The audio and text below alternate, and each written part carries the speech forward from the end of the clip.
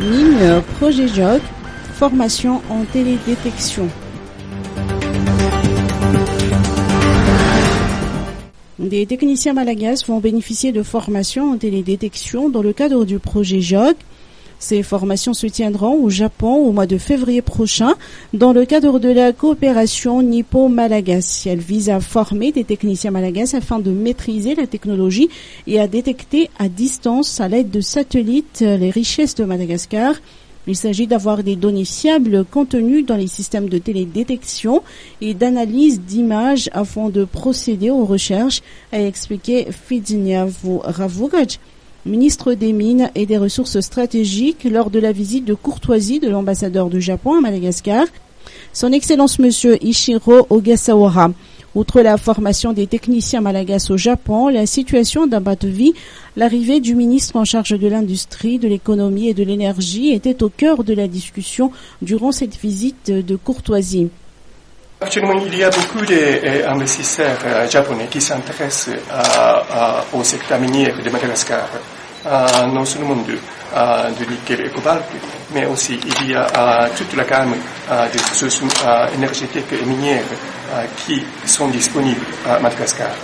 Mais il y a deux choses qui plutôt intimident les investisseurs de venir ici à Madagascar. D'abord, c'est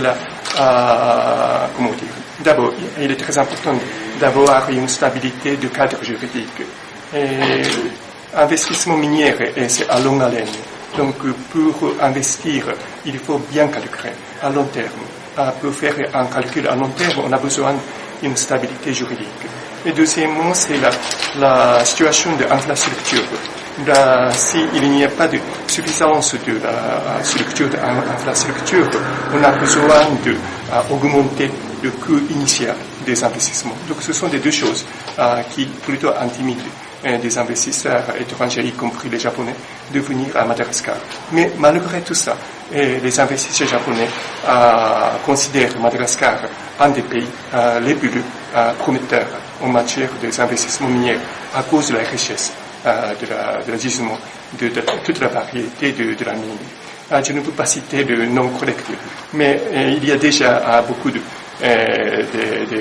entreprises japonaises et aussi des agences publiques du Japon qui viennent ici pour sonder la possibilité des investissements.